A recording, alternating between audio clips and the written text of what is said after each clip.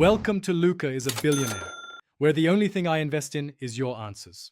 You start by inspecting the zipper closely. Note whether it's stuck, has bent teeth, or a broken slider. This informs the fix. Use pliers to straighten any bent teeth. Meanwhile, keep the net taut so fabric won't bunch. Once done, remove any debris with a soft brush, then test the slider movement gently.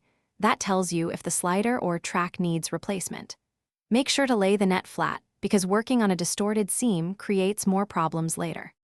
Now you remove the end stop. Pinch it open with pliers or snip just enough thread to free the slider.